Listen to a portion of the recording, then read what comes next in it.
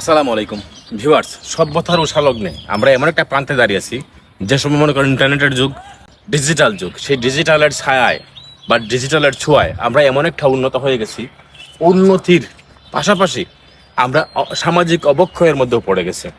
মনে করেন গত 20-30 বছর আগের কথা বলতেছি, যেখানে আপনার এক একটা হাঁটি মহল্লা পাড়াতে একটা গ্রামে টিউবওয়েলের সংখ্যাও কম ছিল, পুকুরের সংখ্যাও কম ছিল, কিন্তু একটা পুকুর ছিল যেই পুকুরের মধ্যে তারা সবাই গিয়ে গোসল করতো।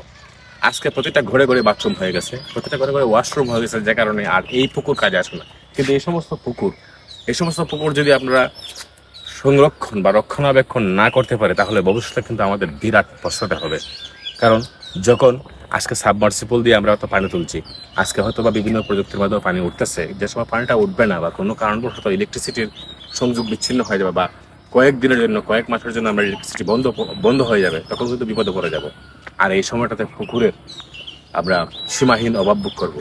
আর এখন আমরা পুকুরকে মাটি কেটে ভরাট করে ফেলছি, আর একসময় কিন্তু আসবে সেই পুকুরকে আবার মাটি খনন করে পুকুরগুলো করতে হবে। তাই এই পুকুরগুলো আমরা রয়েছে আমাদের এখানে, আমাদের দেশে, আমাদের এলাকাতে এই পুকুরগুলোর যত্ন আমরা নেই এবং পুকুরগুলোকে আমরা বেষ্টিত করে রাখি।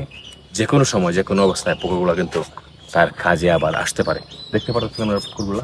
এই পুকুরটা হয়তো বা আমরা হবিগঞ্জের নাগুরা ফার্মে অবস্থিত সেই পুকুরটাতে এখন হয়তো বা গোসল করে না, বা গ্রামের যে পুকুরগুলো আছে হয়তো বা অনেকেই গোসল করে না।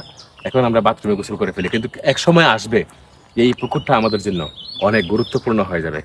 পুকুর খনন শুরু করি, পুকুর ভরাট বন্ধ করি, আর না হলে হয়তো বা আর বেশি দিন বাকি নাই, হঠাৎ আমরা আটকে যেতে পারি। আজকের মতো এখানে বিদায় নিলাম। ভালো থাকবেন। আসসালামু আলাইকুম।